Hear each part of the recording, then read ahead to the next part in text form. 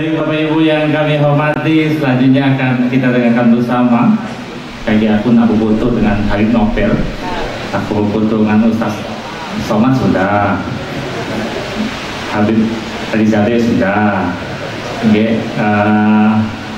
Habib Novel akan Aku Foto juga, supaya apa kaki aman di akhirat kaki di kuburan kaki aman malaikat banyak tanya tunjuk gue foto itu.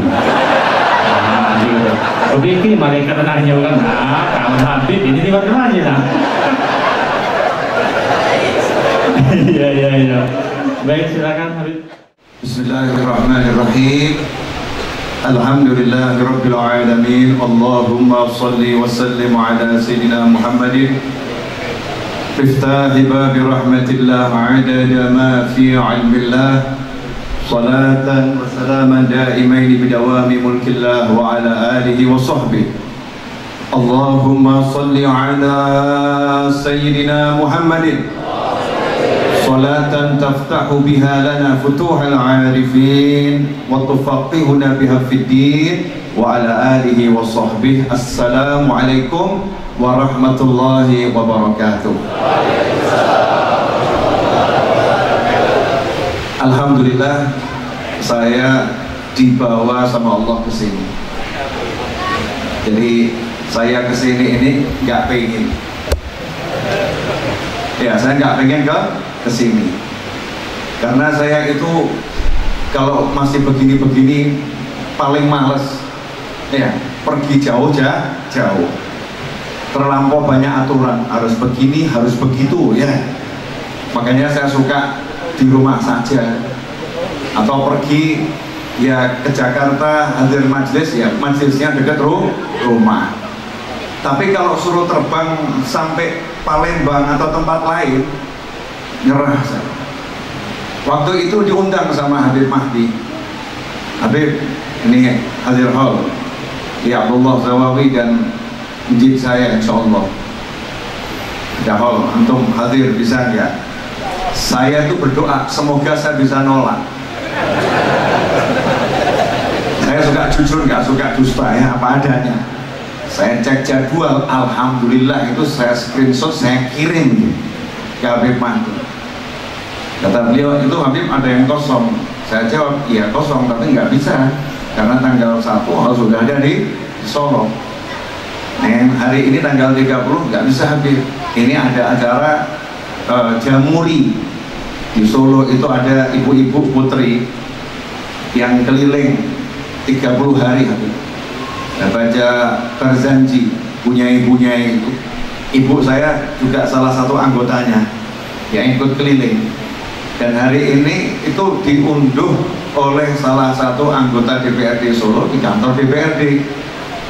Saya bilang, Habib ini repot ini, saya nggak bisa batalin acaranya. Tiba-tiba Habib Mahdi ngirimin suara ini, coba. Alhamdulillah nggak saya hapus. Bismillah. Ya Habibana Ali Syailillah Ya Ilillah Ya Ilillah.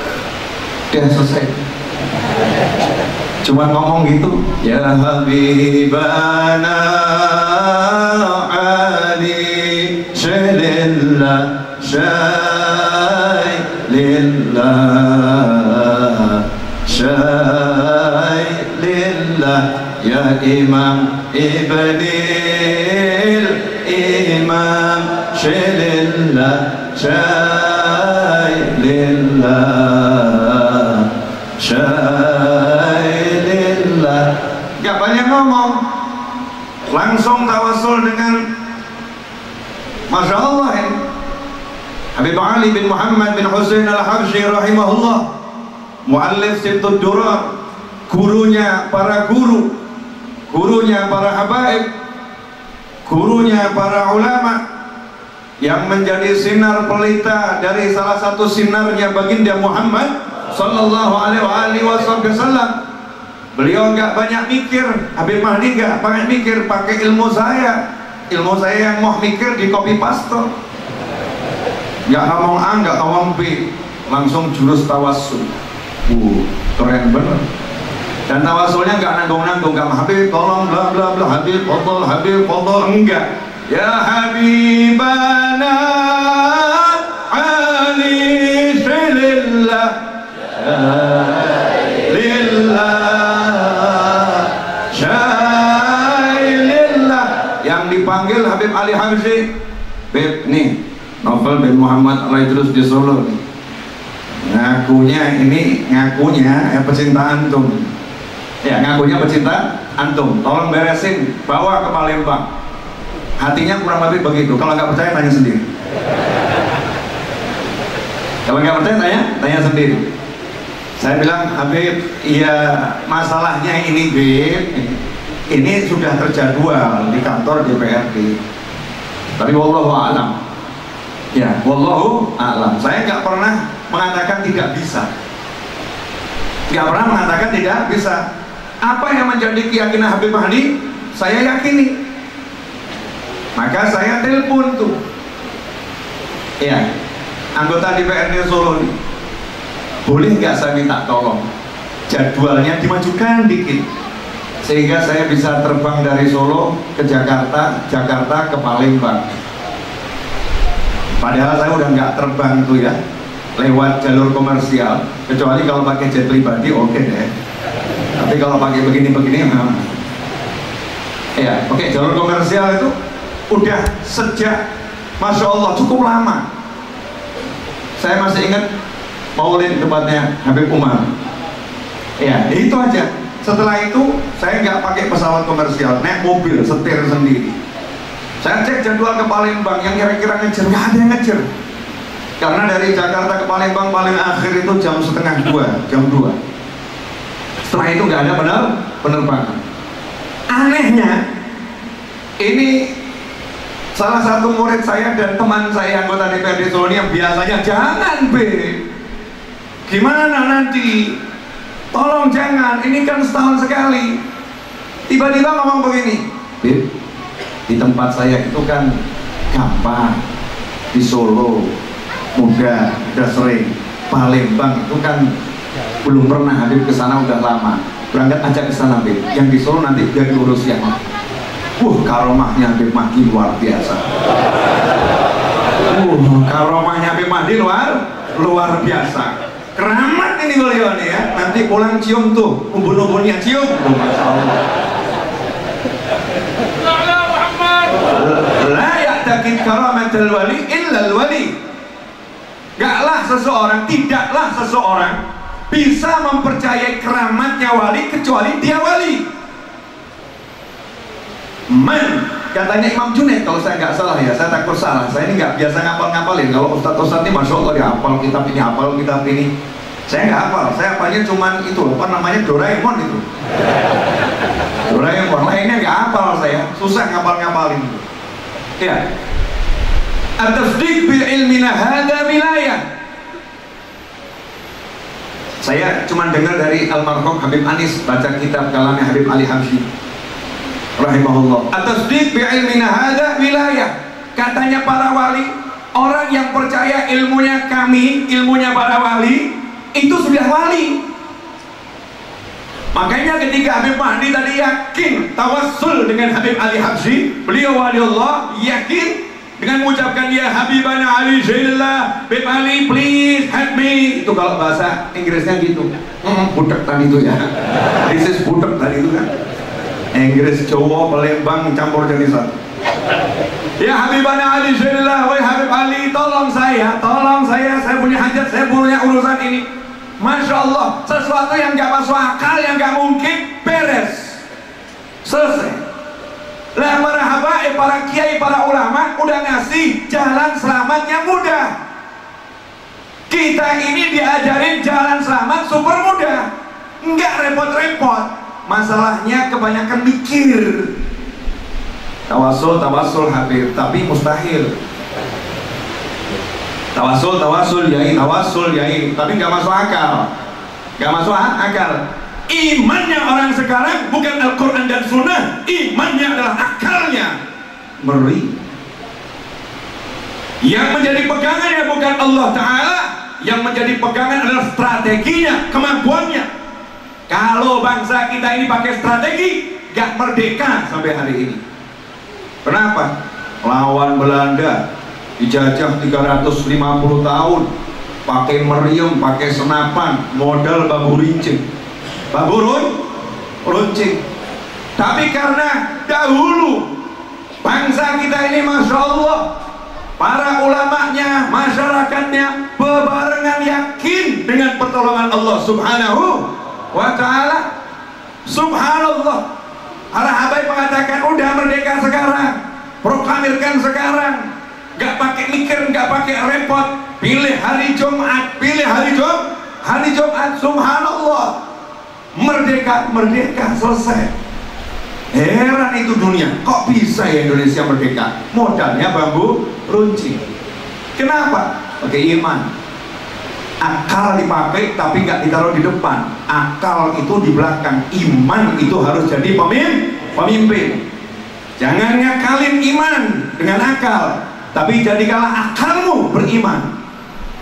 Nah, sekarang saya mau ambil contoh barokahnya majelis yang seperti ini. Insya Allah saya sebetulnya sudah kenyang warung dengar nasihat demi nasihat, kenyangnya luar biasa. Hajat saya tadi ceramah cuma menyampaikan keramatnya Habib Mahdi, selesai. Udah nggak pengen ceramah lagi ya. Masya Allah nih beliau ya. Tawasul saya saja beres kok, apalagi yang lain. Saya dibegitukan selesai sama Habib Mahdi dengan satu kalimat, apalagi yang lain jangan coba-coba. Beliau panggil ya Habibana Ali, ya Syekh Abdul Qadir Al-Jilani, semakin banyak semakin ngeri. Semakin banyak semakin ngeri. Makanya tadi ya disebutkan bahwasannya ayah beliau kalau pengen tawasulnya itu cepat, nah tawasulnya cepat, panggilnya pakai Syekh Zawawi. Bukan guru, bukan yai, bukan ustaz, pakai Syekh Zawawi. Nanti tawasulnya cepat sampai. Yang ngomong ya yang akan berikan pertolongan. Nah, cara-cara seperti ini sekarang banyak ditinggalkan orang. Orang sekarang ini pakainya akal, logika. Coba dulu kalau datang ke tempatnya ustaz, tempatnya guru, tempatnya habib, pertanyaannya, udah ziarah ke sana belum? Kamu udah ziarah ke tempatnya Syekh Fulan belum? Kamu udah ziarah tempatnya Habib Fulan belum? Kamu udah baca Simtud Duror belum? Kamu udah baca Manaqib Syekh Abdul Qadir Jailani belum? Kamu udah baca Shalawat Nariyah belum? Kamu udah baca Shalawat Punjiyah belum? Semua petunjuknya adalah petunjuk tawassul bil amal sholihah.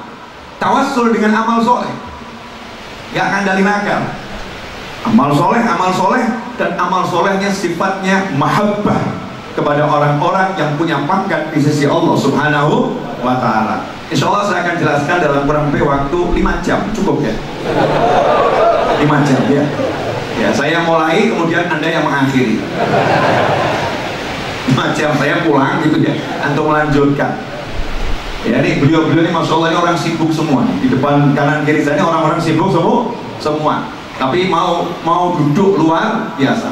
Makanya saya katakan saya nggak pengen kesini. Tapi itu lebih bagus. Kenapa? Karena yang pengen bukan saya. Kalau saya yang pengen itu biasa. Tapi saya murad, diinginkan. Saya bukan pengen hadir, tapi dihadirkan. Siapa yang menghadirkan saya? Allah Jalla Jalaluh. Allah yang menghadirkan. Ya, lewat kekuatannya Allah Subhanahu wa ta'ala. Kenapa Allah menghadirkan saya di sini? Karena di tempat ini berkumpul orang-orang yang dimuliakan Allah Subhanahu wa ta'ala. Antum semua ini orang mulia. Ya, tapi ya jangan sombong. Mulia ini semua punya keramat ini, tapi jangan pamer sekarang ya. Karena muslim itu nggak boleh pamer karomah. Contoh Nabi Muhammad SAW. Nabi itu nggak suka pamer mukjizat, padahal mukjizatnya terbanyak Nabi Muhammad SAW. Orang cuman kenalnya mukjizat Nabi Al-Quran, seakan Nabi SAW nggak punya mukjizat yang lain. Mukjizat Rasulullah itu ribuan, yang ditertulis ya ribuan mukjizat. Seperti disebutkan Syekh Nabhani, banyak sekali mukjizat Nabi Muhammad SAW. Tapi Rasul nggak pernah menunjukkan mukjizatnya kecuali kalau kepepet, kalau terdesak. Ya seperti ketika nggak ada air, Nabi SAW nggak kemudian tenang sahabatku, tenang, aku Rasulullah, aku adalah pimpinan Anbiya wal Mursalin, aku makhluk Allah yang paling mulia, kalian semua tenang, jangan khawatir, surga kalau nggak aku buka, nggak kebuka, jangan khawatir, nih siapkan ember. Terus Rasul angkat tangan, air mengucur begitu? Enggak, padahal beliau mampu. Tapi beliau SAW perintahkan sahabat pergi cari air, pergi cari air. Udah kehausan, udah susah, sahabat disuruh kerjalah, cari air. Aku hamba Allah. Hamba Allah tuh takdirnya apapun ridho. Makanya kalau lihat Habib, lihat Kiai, lihat Ustaz, kok hidupnya kelihatan susah, itu bukan gak mampu membuat hidupnya gak susah, tapi meneladani Nabi Muhammad SAW. Ridha bi qada'illah, nyantai saja. Lapar, oh Rasul pernah lapar. Terluka, Rasulullah SAW pernah terluka. Qada'nya Allah diterima dengan ridha, dengan nyantai. Hatinya gak pernah susah, hatinya selalu bahagia. Zahirnya kelihatan sama orang. Kan pernah nih, oh Habib kok bisa kemalingan nih, Habib kok bisa kecurian, guru kok bisa kecurian. Itu Habib itu kalau ada pencuri mau masuk, udah tahu tuh dibiarin aja, biar masuk, biar diambil. Kenapa? Karena nggak ada dunia itu dalam hatinya. Lebih baik dia dapat hartaku yang halal daripada dapat dari tempat orang lain yang haram. Dibiarin, halal buat kami. Begitu yang saya baca dalam karomahnya para aulia, rahmah, hatinya rahmat. Seperti sahabat Nabi SAW melihat pencuri masuk ke dalam salah satu kamar di kapal, maka sahabat Nabi SAW mengatakan pada sahabat yang lain, tutup air, biarkan, halal buat dia, halal buat dia. Sehingga Abdullah bin Mas'ud radhiyallahu ta'ala anhu di pasar, ada orang yang mencuri barang beliau, semua mengejar pencurinya, lari mengejar pencurinya, beliau keluar angkat tangan, Allahumma. Wah, yang lain sudah lihat, Abdullah bin Mas'ud angkat tangan, ini gawat ini, hancur tuh pencurinya. Ya, kalau bahasa kita mampus tuh pencurinya. Tapi ternyata angkat tangan, Allahumma, ya Allah, kalau dia itu mencuri karena memang dia itu butuh, dia nggak punya sesuatu, ya Allah, nggak punya sesuatu, dia butuh untuk dirinya, untuk keluarganya, jadikan barang yang dia curi halal, ya Allah, berkah, ya Allah. Masya Allah itu. Sekarang ada maling dipukul mati satu kampung. Ngakunya umat Nabi SAW, tapi hobinya mukulin orang. Masya Allah. Ngakunya umat Rasulullah SAW, ada maling di masjid, malingnya mati di dalam masjid. Masya Allah. Sejak kapan syariat Nabi mengajarkan untuk membunuh pencuri? Gak ada. Gak ada syariat seperti itu. Hawa nafsu, ego yang menguasai diri. Kemudian angkat tangan yang berikutnya, ya Allah, kalau dia mencuri memang karena penyakitnya, nafsunya, bukan karena butuh, tolong ampuni dia, ya Allah, ampuni dia, ya Allah. Masya Allah. Itu loh akhlaknya orang-orang yang luar biasa. Ikhwani rahimakumullah dan pemirsa dimanapun anda berada, udah subscribe channel YouTube saya belum? Subscribe dulu ya. Baru 698.000, kurang 2.000 lagi 700.000. Habib Ustadz Kiai gak boleh kalah sama artis, gak boleh kalah sama artis. Nah, Habib Mahdi nanti biar channel YouTube-nya juga subscribernya banyak. Amin Allahumma amin. Saya belum ceramah ya, belum. Baru mukadimah kenapa saya ada di sini. Jadi saya di sini saya nggak pengen, tapi saya diinginkan sama Allah Subhanahu wa Ta'ala. Maka tadi saya tuh seneng betul, duduk menikmati, ya Allah.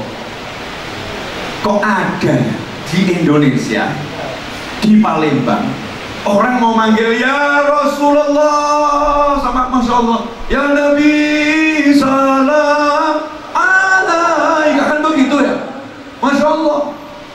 Sambil gendong bayinya, bapak-bapak tiba-tiba jadi mak-mak.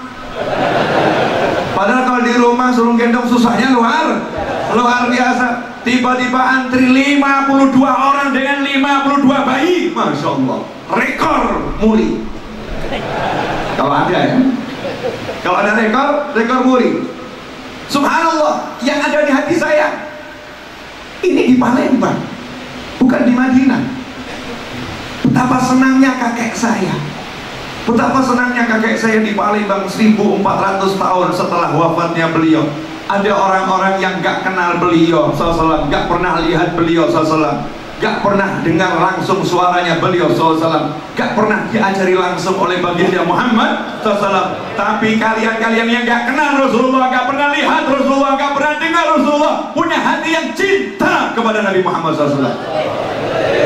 Sampai nangis-nangis, ya Rasulullah, ya Rasulullah, assalamualaikum, Masya Allah. Kenapa antum semua ini kok yang modelnya begini dan saya modelnya begini bisa punya hati cinta dengan Nabi Muhammad SAW? Jangan pede dulu.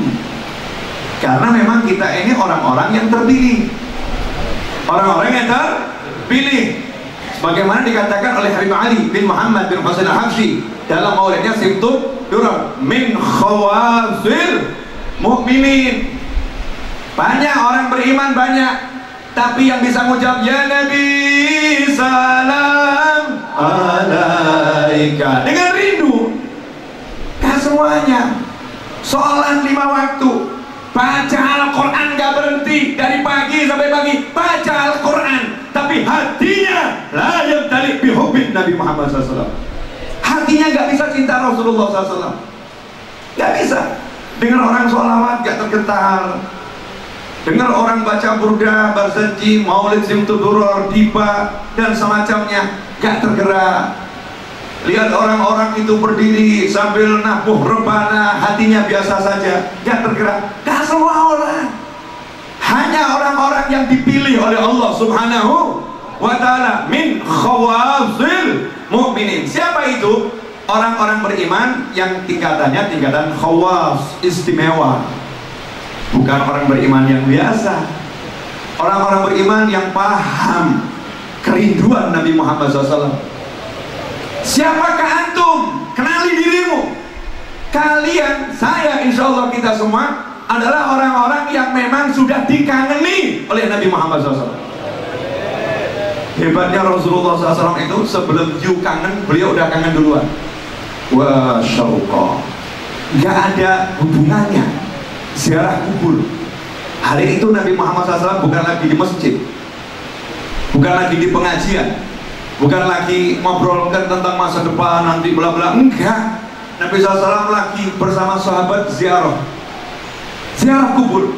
Tiba-tiba Rasul bersabda SAW, sungguh aku kangen kepada ikhwanku, sungguh aku kangen kepada ikhwanku, sungguh aku kangen pada ikhwanku. Coba saya mau nanya nih, yang udah nikah angkat tangan. Ayo angkat tangan yang udah nikah. Yang di situ yang sih gak usah. Yang udah nikah. Nanti kalau belum harus angkat tangan kan kesian, terbuka rahasianya. Yang udah nikah ya, ini yang saya ajak ngomong yang udah nikah. Kalau kamu lagi sama istrimu, nih yang bapak-bapak, yang istri lagi sama suamimu, lagi duduk berdua, gak ada hujan, gak ada angin, terus suami ngomong di depan istri, kangen banget, kangen banget aku sama dia, sungguh aku kangen sama dia. Kira-kira istrinya ngomong apa? Ngomong apa? Siapa itu? Siapa? Kamu kangen sama siapa? Berani-beraninya kamu sebut orang lain di hadapanku. Siapa? Ayo, siapa? Ngaku. Berani ngaku. Ya maksudnya kamu. Dia itu kan kamu. Saat itu Nabi SAW ngomong kangen di hadapan sahabat-sahabat yang sangat mencintai Nabi Muhammad SAW. Ya kontak sahabat cemburu sahabat Nabi Muhammad SAW. Ya Rasulullah, kami ada di hadapanmu, kan ada di sini yang dikangenin. Siapa lagi yang dikangenin? Kami ada di sini, ada di hadapanmu. Siapa lagi yang kau kangeni ya Rasulullah? Ada di sini. Rasul mengatakan, antum ashabi. Udah jangan khawatir, kalian sahabatku, pangkatnya paling tinggi. Gak ada yang bisa menyamai pangkat sahabat, gak ada yang bisa menyamai derajat sahabat. You are the best, kalian yang terbaik, sahabat Nabi Muhammad SAW. Tapi aku lagi kangen sama ikhwani, bukan sama kalian. Siapa mereka ya Rasulullah? Kok sampai Rasulullah kangen? Artinya apa? Saat itu Nabi Muhammad SAW lagi melihat antum semua. 1400 tahun yang lalu Nabi Muhammad SAW sedang melihat kita yang ada di Palembang, yang ada di Kalimantan, yang ada di Jawa, yang ada di Sulawesi, yang ada dimanapun, yang kangen dengan Nabi Muhammad SAW. lagi dilihat oleh Rasulullah SAW. Terus Rasulullah membanggakan kalian di depan sahabat.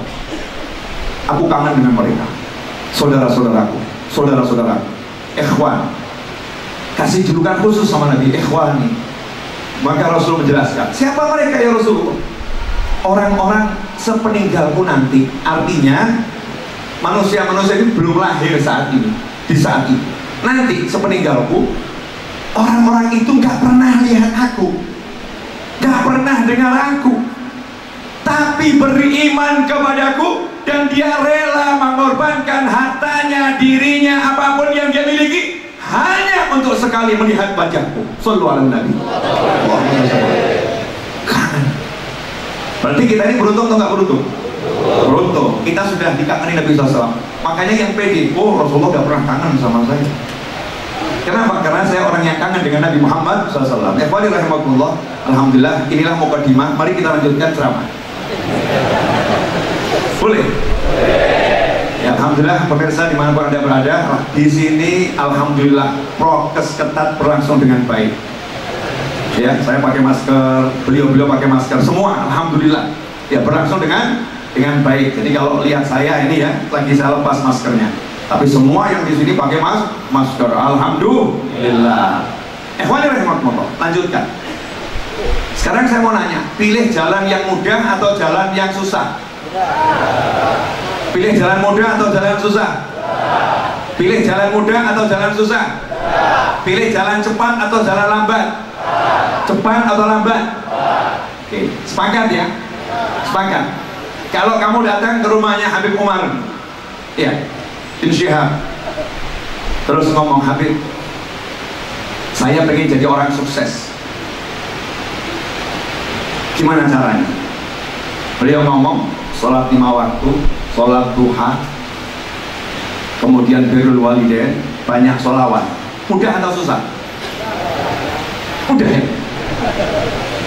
Kalau kamu datang ke motivator, saya pengen sukses, oh ikut seminar saya, ya ini ada di hotel ini, biayanya sekian. Biayanya sekian, betul atau betul? Dan gak ada jaminan kesuksesan ikut motivator, gak ada jaminan, karena semuanya teori. Dengan segala hormat, ilmunya orang-orang yang punya ilmu untuk motivasi hanyalah teori. Sehebat apapun kita hargai ilmunya orang yang punya ilmu, tapi itu teori. Yang disampaikan Habib Umar tadi, kalau kamu datang ke rumah beliau, saya pengen sukses, beliau bilang, sholat 5 waktu berjamaah, bekti sama orang tuamu, banyak sholawat, bukan teori. Itu adalah petunjuknya Allah Subhanahu wa ta'ala. Bahkan Allah umumkan setiap kali diumumkan, sebelum sholat udah diumumkan, hayya 'alas sholah. Betul? Hayya 'alas sholah. Lanjutannya apa? Hayya 'alal falah. Hayya 'alal falah. Ayo sholat, ayo sukses. Ayo sholat, ayo sukses. 5 waktu di Indonesia kita syukurin. Di Indonesia azan itu mudah. Terima kasih negaraku. Setiap musola, setiap masjid, rest area, nggak ada orang azan dihalangin. Masya Allah, azanlah, kumandangkanlah. Singapura, sorry bro, susah cari azan. Hong Kong, susah cari azan. Jepang, susah cari azan. Amerika, susah cari azan. Indonesia Raya, Masya Allah, susah sembunyi dari azan. Betul. Susah sembunyi dari azan di Indonesia, nggak bisa. Hayya 'alal falah. Ayo sukses. Siapa yang ngajarin azan? Mimpinya Sayyidina Umar bin Khattab radhiyallahu ta'ala yang dibenarkan oleh Nabi Muhammad SAW. Artinya takdir Nabi, ajaran Nabi, berarti jaminan dari Allah Ta'ala lewat lisan Nabi Muhammad SAW. Mau sukses, sholat. Bukan teori, jaminan. Kalau dari Allah, dari Rasulullah itu bukan teori. Rubah mindsetnya, bukan teori, jaminan pasti, gak mungkin tidak. Birrul walidain, jaminan lagi, bukan teori. ridallah biridal walidain, wa suhtullah fi suhtil walidain. Ridhonya Allah bergantung ridho orang tua, amarahnya Allah bergantung amarah orang tua. Kalau kamu senangkan orang tuamu, Allah senang sama kamu. Kalau udah Allah senang sama kita, selesailah urusan dunia akhirat. Selesai, bukan teori, jaminan. Sholawat, ini akan saya jelaskan hadiah dari Proisam PBNU, Yai Miftahul Akhyar. Semoga Allah panjangkan umurnya dalam kebaikan. Ya, Roy Surya PBNU, ya Haji Miftahul Akhyar. Semoga Allah panjangkan umurnya dalam kebaikan dan kenikmatan. Seorang alim yang ilmunya kadang kita nggak mau dengar, kita nggak mau belajar. Padahal ada orang alim yang jadi ketua MUI, Masya Allah ilmunya. Saya udah belajar dari banyak tempat, tapi apa yang beliau sampaikan saya belum pernah dengar. Makanya saya mau share di sini biar dengar.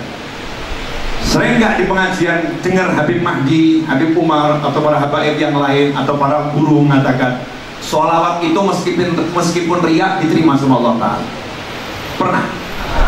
Pernah ya? Pernah nggak dengar orang yang mencibir, nyinyir? Emangnya sholawat lebih hebat dari sholat? Sholawat kalau riak nggak diterima, kok sholawat riak diterima? Emangnya sholawat lebih hebat daripada sholat?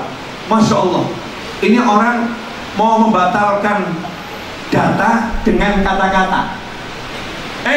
Umat Islam ini agama data, bukan kata-kata. Al-Quran wa Sunnah, ilmunya para ulama adalah Al-Quran dan Sunnah. Makanya para ulama gak pernah ngajak orang, ayo kamu kembali Al-Quran dan Sunnah, enggak. Karena para ulama ini selalu bersama Al-Quran dan Sunnah. Nabi mengatakan SAW, anak cucuku gak akan berpisah dengan Al-Quran sampai keduanya mendatangi ke aku di telaga. Al-Quran dan Sunnah. Retorika berbahasa gak kepake. Mengatakan lo nggak bisa, sholawat riak kok bisa diterima, sholat aja nggak diterima, masa sholawat diterima? Ini namanya retorika berbahasa, namanya bahasa basi, namanya omong kosong. Harus pakai dalil.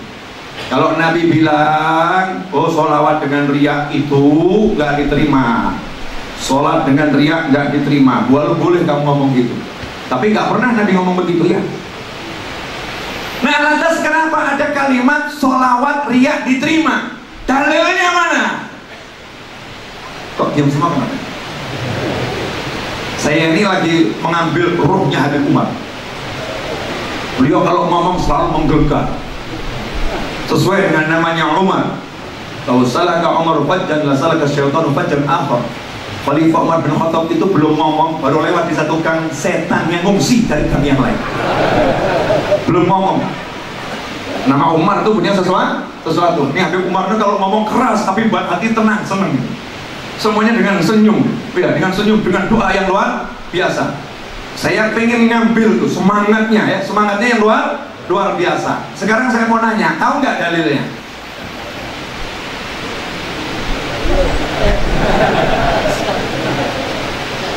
Memang kita ikut apa kata Habib, kata ulama, betul kita ikut samina wa ta'na, tapi kita disuruh belajar sehingga kita bisa menjelaskan orang-orang yang nggak percaya, bisa kita jelaskan sehingga tidak kehilangan keberkahan, tidak kehilangan yang namanya rahmat yang luar biasa. Jujur saya baru dengar ilmu ini beberapa hari yang lalu dan saya senang sekali karena dengarnya dari lisan Kiai Miftahul Akhyar.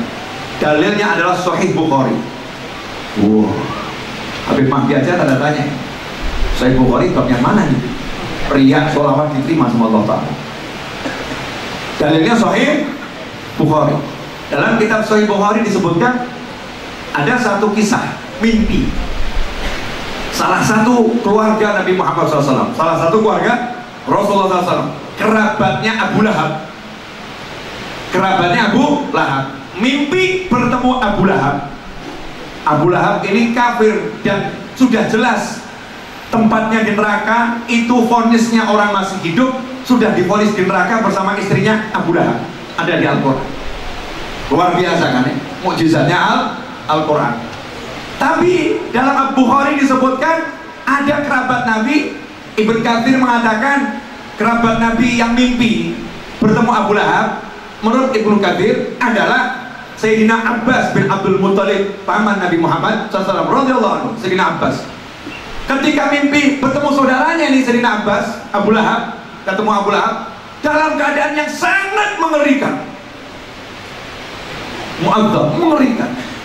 Nanya, apa yang kamu dapatkan di sana? Maka dijawab, sepeninggal kalian, setelah aku meninggalkan kalian semua, aku tidak mendapatkan satupun keringanan dan kenyamanan. Semuanya nggak enak, kecuali satu hal. Kecuali satu hal. Setiap hari Senin dari sela ibu jari dan jari telunjukku ini, aku diberi minum oleh Allah Ta'ala. Setiap hari Senin dikasih minum. Kemudian ada kelanjutannya di Sahih Bukhari tadi. Kenapa kok dapat itu hari Senin? Karena di hari Senin Abu Lahab memerdekakan budaknya yang namanya Thuwaibah karena senang mendengar lahirnya keponakannya, yaitu baginda Muhammad Sallallahu Alaihi Wasallam.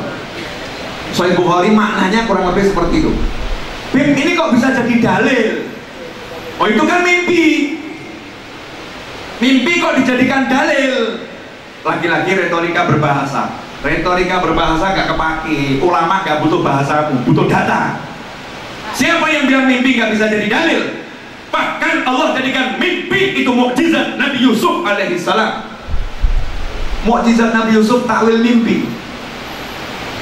Nabi Ibrahim itu perintah untuk menyembelih Ismail alaihissalam lewat mimpi. Para anbiya wal mursalin sebelum dapat wahyu lewat malaikat Jibril langsung alaihissalam, itu lewatnya lewat mimpi. Mimpi menurut Nabi adalah 1/46 bagian daripada kenabian. Rasul menyatakan ru'yatul mu'min, mimpinya seorang mukmin adalah bisyarah, kabar gembira dari Allah Subhanahu wa Ta'ala, mubasyirat. Gak ada lagi wahyu kecuali nanti mimpi-mimpi yang Allah berikan kepada orang-orang yang beriman. Mimpi adalah sesuatu.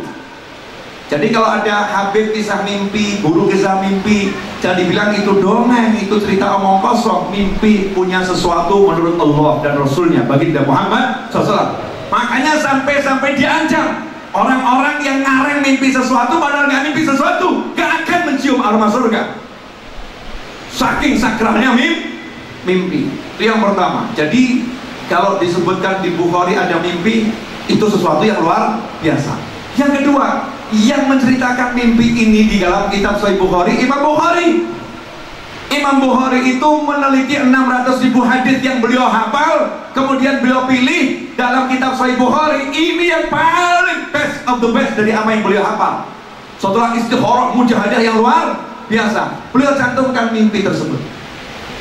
Nah, yang menarik, mimpi ini diceritakan oleh Sayyidina Abbas kepada sahabat-sahabat, dan tidak ada sahabat yang membantah sampai mimpi itu didengar langsung oleh Nabi Muhammad SAW, dan Rasulullah nggak pernah klarifikasi mengatakan salah mimpinya.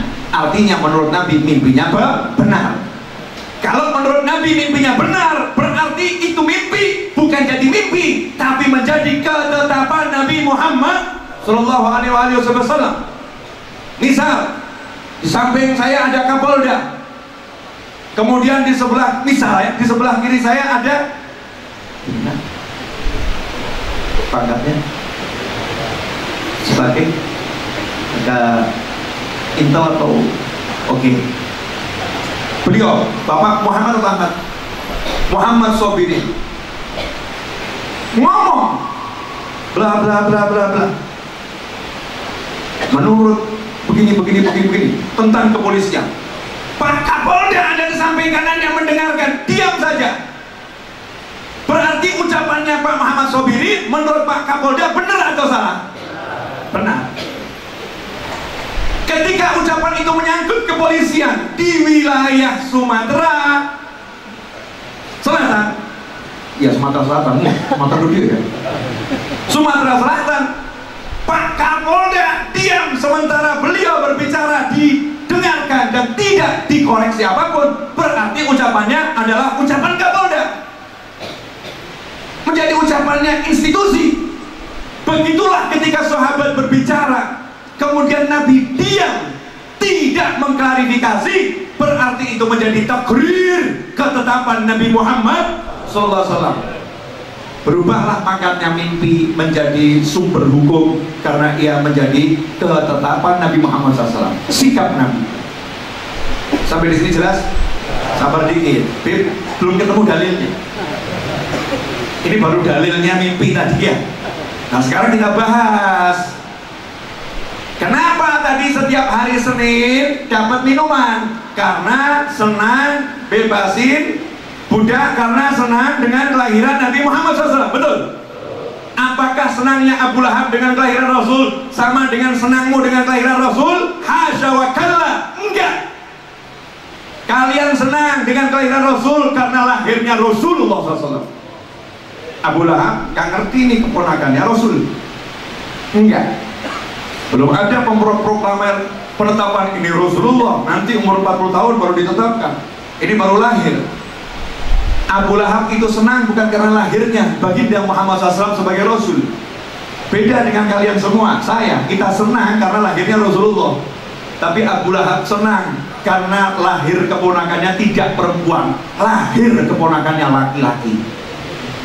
Karena kalau saat itu lahir perempuan, nama besar Abu Lahab jatuh. Abu Lahab ketar-ketir hatinya, khawatir hatinya. Kalau sampai lahir perempuan, hancur wibawaku di hadapan orang-orang Arab, terhadap suku-suku yang ada, terhadap orang-orang Quraisy, hancur wibawaku. Maka begitu dikasih tahu oleh Tuaibah lahir laki-laki, Abu Lahab senangnya luar biasa. Tidak jadi hancur nama baikku. Maka Abu Lahab sedekah bebasin budak, itu namanya sedekah politik. Sedekah politik. Maksudnya sedekah politik bagaimana? Gak ikhlas, cuman ya karena nama baiknya. Sedekahnya gak ikhlas. Bebasnya itu gak ikhlas, cuman biar orang tahu aku senang laki-laki loh, laki-laki. Dipestakan tuh laki-laki. Untuk apa? Menunjukkan kebesaran dirinya, bukan ikhlas karena baginda Muhammad SAW. Nah ini Abu Lahab yang kafir. Dinas Al-Quran dengan tabat yada. Lahirnya Nabi seneng yang gak ikhlas. Sama Allah setiap hari Senin diberi keringanan, minuman yang luar biasa. Lantas bagaimana pendapatmu tentang dirimu yang senang dengan Nabi Muhammad SAW? Dirimu yang muslim, terus kamu senang sama Rasul, kamu sholawat, ada riaknya sholawat, apakah akan ditolak sama Allah? Tidak akan ditolak, tetap diterima oleh Allah Subhanahu wa Ta'ala. Ini namanya bicara dalil dengan dalil. Makanya sekarang kalau ada orang sholawat jangan dicibir, ini enggak. Sallu ala Nabi, Allahumma shalli alaihi. Sekarang terakhir tuh jamnya udah jam mati jam. Subhanallah, jamnya mati Habib. Aneh, yang di sini jalan, yang di situ mati tuh. Tiba-tiba jam istirahat. Boleh dilanjut dikit? Ya, ini kan baru jam 9 ya. Perjalanan saya jauh. Saya bawa mobil sendiri dari Solo. Saya nyopir. Mobil saya taruh di Jakarta. Besok kembali Jakarta, nyopir lagi ke Solo. Karena saya suka jalan darat nggak repot. Kalau jalan udara banyak macam-macam, check in, check out dan lain sebagainya. Ribetnya luar biasa. Doain saya punya lapangan terbang sendiri nanti, amin. Ya, punya pesawat sendiri, amin. Ya, kalau doa kan jangan nanggung-nanggung. Punya pesawat sendiri, kalau lapangannya milik orang kan repot. Iya, punya bandara sendiri, punya pesawat sendiri, wah semua punya sendiri. Kalau doa minta yang besar, besar. Nah ini sholawat di jalan selamat. Mudah. Makanya dulu kalau orang datang ke Habib, Kiai Ustadz punya hajat, baca nariyah 4444 kali, hajatmu kabul. Sekarang santri datang ke Kiai, ke Habib, Habib, saya mau hajat saya kabul, baca Simtu Durar 40 hari ikut tuh sama jamaahnya Habib Mahdi itu. Pilih 40 hari hajatmu kabul, mikir, 40 hari maulid, goyang Habib. 40 hari maulid dibilang repot. Sementara dia kerja dari pagi sampai malam, pagi malam, gajinya dapat langsung habis, nggak repot. Betul. Kerjanya 1 bulan, gajinya dapatnya cuma 1 hari langsung habis. Dijalani hidupnya seperti itu selama-lamanya. Habib Mahdi coba lihat, Habib Umar coba lihat habaib yang di sini para kiai, para guru. Masya Allah, hidupnya ngapain? Maulid, majelis. Ya, tapi ya asik-asik saja. Habib Mahdi itu mobilnya ganti-ganti itu. Iya, mobil orang. gitu ya, orang berebut minjemin gitu kan, pakai, nggak usah ngurusin perpanjangan STNK, ya nggak usah ngurusin yang namanya bensin, servis, tinggal pakai, nikmat, kan begitu, asyik. Allah yang ngurus.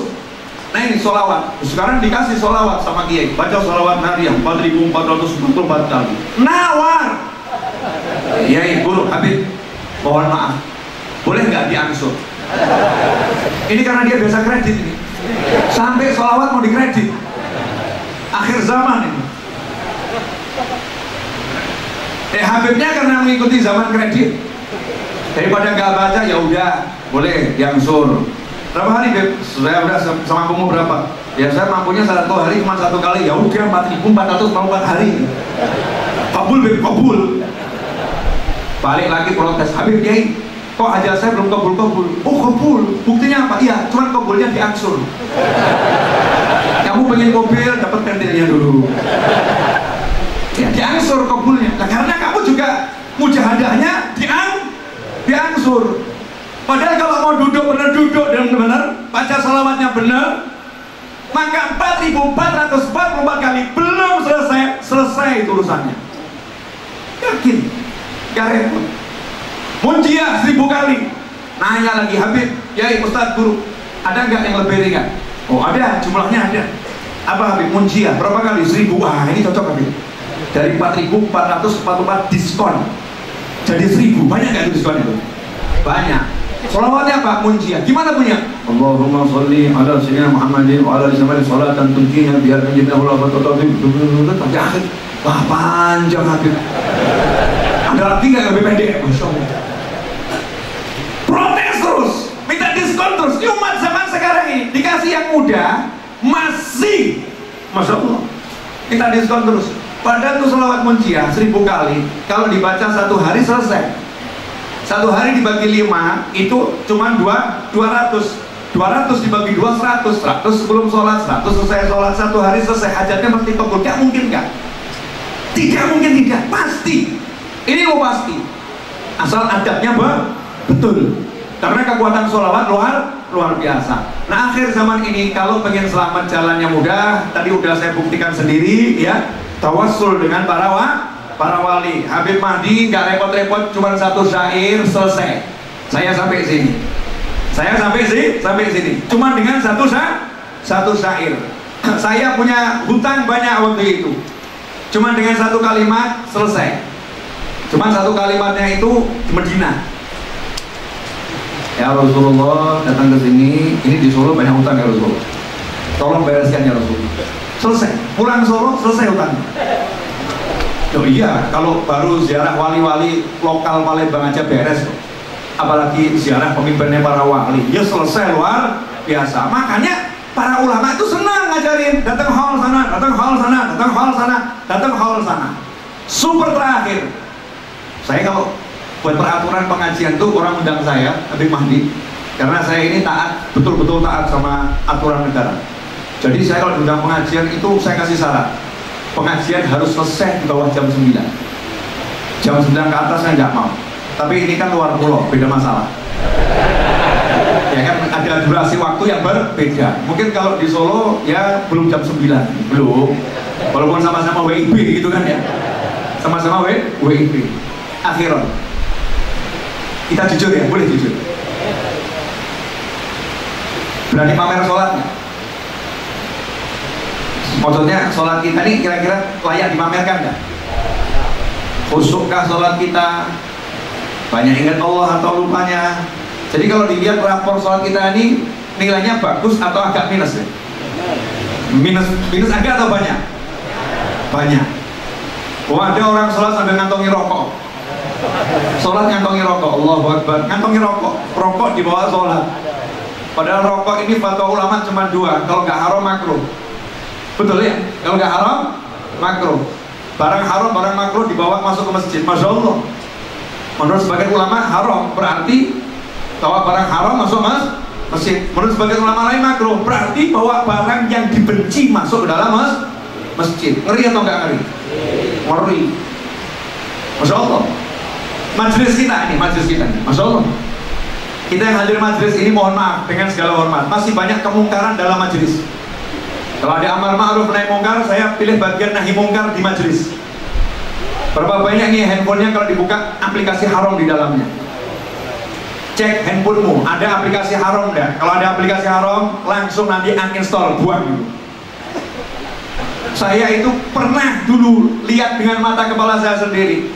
Sholat Jumat di depan saya, searching YouTube saat sholat Jumat, ngebales WhatsApp saat sholat Jumat. Keren loh. Tanya sama Habib Mahdi hukumnya bagaimana tuh. Ini mungkarot fil majalis, fil masjid, yang orang nggak sadar. Orang nggak sadar. Maka kita cek, ternyata di majelis kita banyak kekurangan juga. Apalagi yang mau kita pamerkan, habis ya. Sisa satu. Yang kalau ini walaupun tubuh kita banyak cacatnya masih diterima. Mau tahu nggak? Mau tahu nggak? Wani biro. Alhamdulillah semua jalan sukses itu gratis. Sholawat gratis, baca Al-Quran gratis, semuanya gratis, gak ada yang berbayar. Jalan namanya mahabbah, cinta. Cinta. Orang cinta itu walaupun fisiknya masih banyak salahnya, diterima sama Allah Ta'ala. Cintanya gak pernah ditolak. Sehingga pernah ada satu sahabat Nabi Muhammad SAW yang dihukum karena mabuk. Bukan mabuk-mabukan ya. Setelah sekian lama kambuh, mabuk, dihukum oleh Nabi SAW, dihukum cambuk.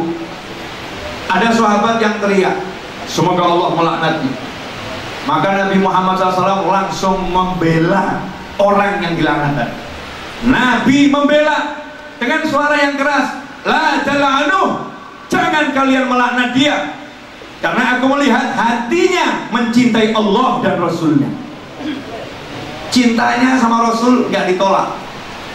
Fisiknya punya salah gak masalah, tapi hatinya punya cinta, dibela sama Nabi Muhammad SAW. Gak boleh bilang. Nah ini cinta ini mahal. Anta ma'aman ahbabta, kamu bersama yang kamu cintai. Nah kalau kita udah punya cinta kepada ulama, selesai. Seperti tadi kata MC, nanti kalau ditanya malaikat tunjukkan saja fotonya. Selesai, ya. Saya sama Habib Umar, sama ini, malaikat gitu ya. Jadi nanti ke kubur bawa handphone. Fotonya. Ya difoto dalam hati. Kadang-kadang kita ini foto cuma di foto-foto, tapi di hati nggak difoto. Ya foto dalam hati. Kalau fotonya di hati dibawa kemana-mana. Jadi saya ada Habib Umar, ada Habib Novel, ada Syekh Bulan, ada Ustaz Bulan, ada Habib Bulan. Malaikat lihat, keder malaikatnya. Yang satu ini jangan disentuh, karena di belakangnya banyak yang membela, yaitu para ulama usholihin. Nah ini cinta. Makanya ajarkan, coba lihat yang diperintahkan Nabi Muhammad SAW. Ini mudah-mudahan jadi penutup yang bagus. Ajarkan kepada anak-anak kalian 3 hal, bukan yang lain. Sekarang orang-orang ini kebalik, anaknya diajari ngaji terus ngaji, baca Quran, udah kamu kita ngaji, hafid, masya Allah, bagus ngajarin anak baca Al-Quran. Tapi Rasul nggak begitu SAW. Rasul mengatakan pertama kali, ajarkan anak-anak kalian cinta aku, cinta Rasulullah. Mengajarkan anak cinta Rasul itu a'zam, lebih besar daripada mengajarkan anak baca Al-Quran. Kenapa? Karena anak kalau baca Al-Quran tapi gak kenal Nabi SAW, jadinya nanti penafsiran Al-Quran yang gak seperti yang dimau Allah dan Rasulnya. Ngeri ya, jadinya pemahaman-pemahaman yang kacau, yang mengerikan. Maka nomor 1 Rasul ajarkan cinta aku. Dan yang diajarkan habaib ya ini cinta Nabi Muhammad SAW. Maulid, sholawat. Yang kedua, ajarkan anak-anak kalian cinta keluargaku, keluarga Nabi Muhammad SAW. Cinta Rasul, cinta keluarga Rasul. Yang ketiga, baru ajarkan cinta baca Al-Quran. 3 hal. Cinta Nabi, cinta keluarga Nabi, baru baca Al-Quran. Ikhwani rahimakumullah. Satu contoh, ya, contoh tadi yang dilakukan Habib Mahdi.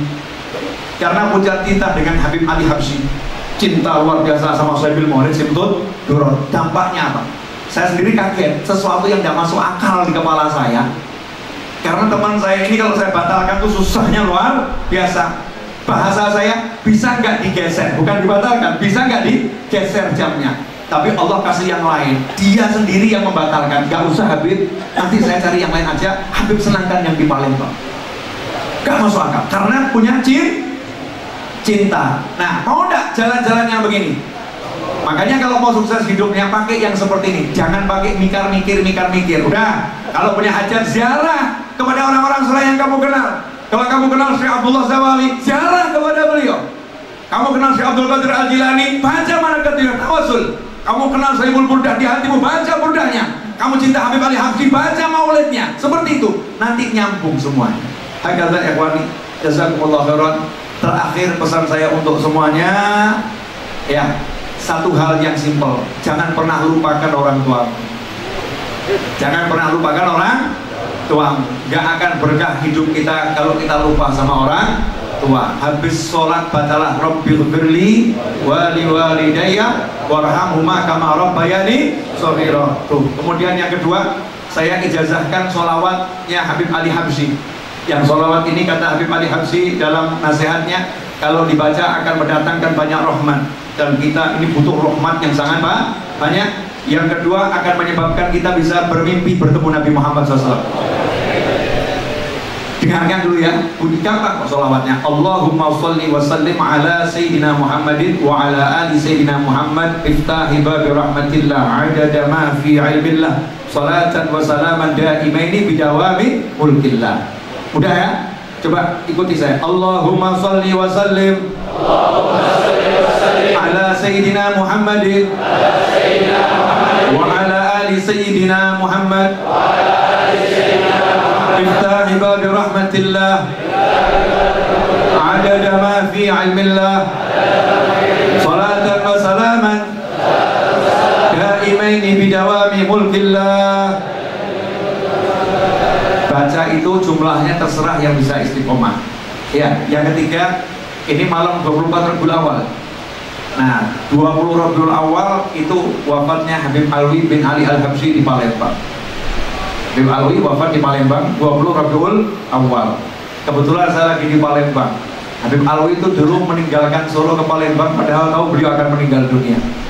Habib Alwi berangkat dari Solo, itu di kopernya, di tasnya udah bawa kain kafan, dan sudah wasiat. Nanti kalau saya meninggal, makamkan di sini, di Solo, di tempat saya nanam pohon kurma ini. Ini jadikan makam saya di samping Masjid Riyadh. Makanya ketika beliau berangkat itu udah wasiat sama Habib Anis, jaga masjid begini, ada wasiatnya. Disampaikan kepada Habib Anis almarhum. Berangkat ke Palembang karena cintanya kepada keluarganya yang ada di Palembang sampai di sini. Makanya saya sama Palembang ini punya hubungan yang nggak bisa diungkapkan dengan kata-kata. Dan kalau tadi ya Hebat Syarilah itu kok kuat betul gitu ya.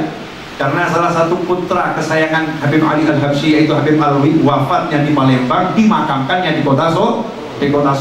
Maka saya minta satu Fatihah. Ya, mudah-mudahan kita digolongkan murid-murid beliau. Amin.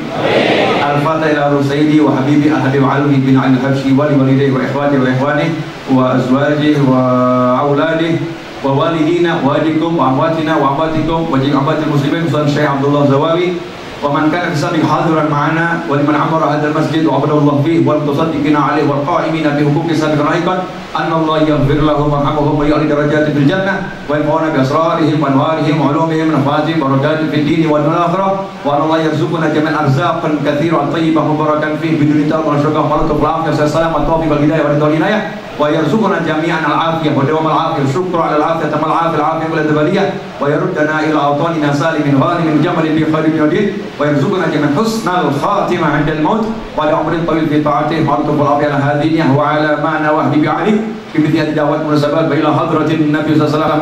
Al-Fatihah.